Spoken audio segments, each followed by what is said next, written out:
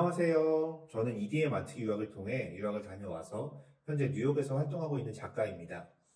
오늘은 미국 아트스쿨 유학에 대해서 전반적인 저의 경험을 들려드리려고 합니다.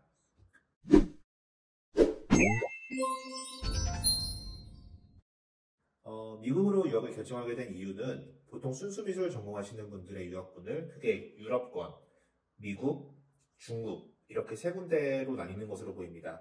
하지만 저는 아무래도 같은 아시아권보다는 유럽이나 미국 쪽으로 가고 싶었습니다. 영국, 미국, 프랑스 이렇게 세 군데를 후보군으로 생각을 했었고 최종적으로 미국으로 결정을 했습니다. 미국으로 유학을 결정하게 된 가장 큰 이유는 유학 기관과 언어였습니다.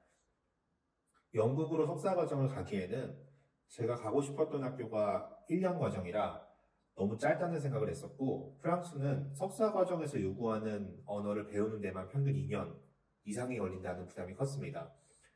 또 미국 미술관과 갤러리가 현대 미술 컬렉션을 다른 나라들에 비해서 더 풍부하게 가지고 있다는 점도 매력적으로 다가왔습니다. 미술 시장이 다른 나라에 비해서 압도적으로 큰 미국에서 공부를 하고 싶다는 마음이 있었습니다. 어차피 똑같이 힘들 거라면 나중에 더 좋은 아웃풋을 낼 수 있는 나라로 유학을 가고 싶었습니다. 최종적으로 미국으로 결정했습니다. 미국 아트대학원을 준비하는 과정에 대해서 말씀을 드리면 미국 대학원은 대부분 12월에서 1월까지 서류를 제출하고 2월에서 3월경에 면접을 봅니다. 이 두 과정을 모두 합격을 하신다면 9월에 학기가 시작이 됩니다. 서류는 학교마다 조금씩 다르지만 공통적으로 CV, Artist Statement, Portfolio, 대학 성적, 토플 성적, 그리고 추천서를 요구합니다. 대학 성적에 대한 커트라인은 없지만 토플 성적은 학교마다 요구하는 점수가 있습니다. 약간의 팁을 드리자면 토플 성적은 미니멈만 맞추셔도 된다는 것입니다. 저는 토플 성적이 기준치보다 높다면 합격 여부에 가점이 좀 붙을 것 같아서 대학원에서 요구하는 점수를 충족했음에도 불구하고 계속 토플을 응시했는데 나중에 합격하고 학교에 가서 주변에 저와 비슷한 합격 결과를 냈던 분들을 보면 토플 성적은 크게 영향을 미치지 않는 것으로 보입니다. 토플 성적보다는 포트폴리오나 아티스테인먼트에 조금 더 신경을 쓰시는 게 좋은 결과를 만드는 데 도움이 되실 거라 생각이 듭니다. 면접은 본인이 제출한 포트폴리오 위주로 진행이 됩니다. 해외 거주자들을 위해서 줌으로도 면접을 진행할 수 있습니다. SAIC에서의 면접 경험을 말씀드리자면 저는 학교가 있는 시카고로 직접 가서 면접을 봤습니다. 미리 안내해준 시간에 맞춰서 면접 장소에 도착을 하니까 안내자가 제 이름을 불렀고 안내자를 따라가니까 엘리베이터를 타고 어떤 방으로 들어갔습니다. 거기에 교수 2명이 앉아 있었고 제가 포트폴리오로 냈던 그림들이 대형 스크린에 띄워져 있었습니다. 저는 자리에 앉아서 한 15분, 20분 이 정도 그림에 대해서 얘기를 했고 그리고 교수들의 질문에 답을 하고 제가 어떤 인생을 살았는지 이런 얘기를 나눴습니다. 미국 대학원은 영어가 모국어가 아닌 학생의 비율이 압도적으로 높기 때문에 영어를 못한다고 해도 이해를 해주는 편이고 특히 아트스쿨 같은 경우에는 내가 얼마나 유창하게 말하냐를 본다기보다는 내가 어떤 사람인지 어떤 작업을 하는지를 보는 것 같습니다. 면접을 보면 학교에서 시카고 미술관 티켓 2장을 주는데 가족과 미술관에 갔던 기억이 납니다. 그렇게 2월 달에 면접을 보고 한국에 돌아온 뒤에 한 달 정도가 지났을까요? 집으로 두꺼운 소포가 하나 왔습니다. 열어보니까 합격을 축하한다는 편지와 함께 9월 학기 시작에 대한 안내문이 들어있었습니다. 유학을 준비한다면 장학금에 대해 많이들 궁금해 하실 텐데 미술 전공자가 받을 수 있는 장학금은 학교에서 주는 교내 장학금과 풀브라이트 장학금이 있습니다. 먼저 풀브라이트 장학금은 미국 국무부에서 주관하는 장학금으로 학비와 생활비를 지원한다는 장점과 국내에서 풀브라이트 장학생 커뮤니티가 생긴다는 장점이 있습니다. 단점으로는 학위 수여 후에 미국이 아닌 다른 나라에서 1년 동안 체류해야 되기 때문에 미국 미술 시장에 진입하는데 어려움이 있을 수 있습니다.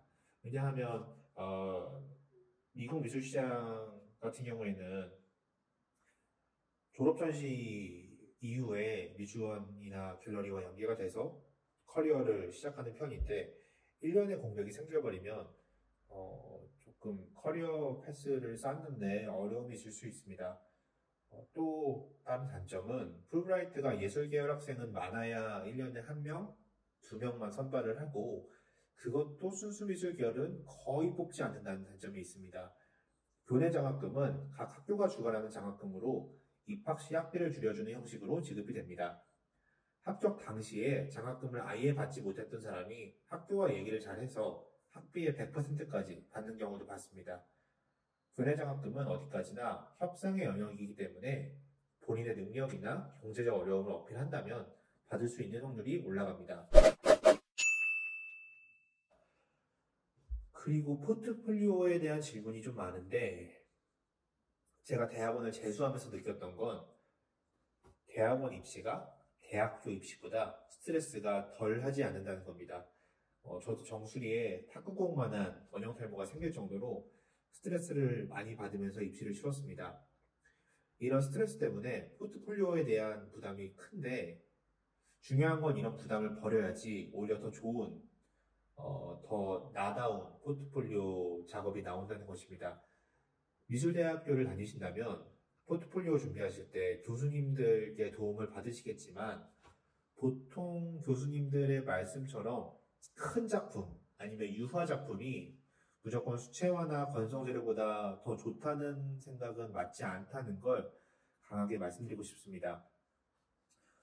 포트폴리오 위주의 미국 미술대학 입시는 실기시험과 미술활동보고서 위주의 한국미술대학 입시와는 다를 수밖에 없고 한국미술대학 입시를 주관하는 한국미술대학의 교수님들은 미국 미술대학 입시에 대해서 생각만큼 전문적이진 않다 이렇게 말씀드릴 수 있을 것 같습니다.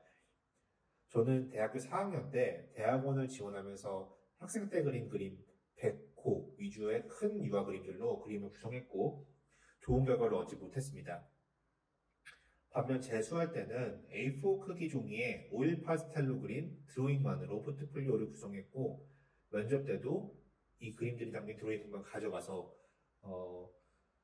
합격했다는 걸 말씀을 드리고 싶습니다. 더군다나 이 작품들 중에는 학부때 교수님이 포트폴리오에 절대로 넣지 말라고 했던 그림들도 포함이 되어 있었습니다. 물론 1년 사이에 그림이 눈에 띄게 더 좋아진 것도 있겠지만 제가 말씀드리고 싶은 것은 중요한 건 내 이야기, 내 작업이고 최종 결정은 언제나 지원하는 본인이 해야 한다는 것입니다. 포트폴리오를 준비하다 보면 유명한 작가 교수님께 사사를 받았다는 사실을 좀 부각을 하거나 단색화 같이 국제적인 명성을 얻고 있는 한국 미술과 본인의 그림을 좀 연결짓고 싶어하는 유혹을 강하게 받습니다. 하지만 이런 부담감은 더 좋은 작품을 만들 수 있는 본인의 잠재력을 오히려 억누를 수 있습니다. 포트폴리오에 대한 부담감을 버리고 진짜로 내가 그리는 그림을 찾아서 그걸로 포트폴리오를 구성한다면 크기나 재료에 상관없이 합격하실 거라고 생각을 합니다.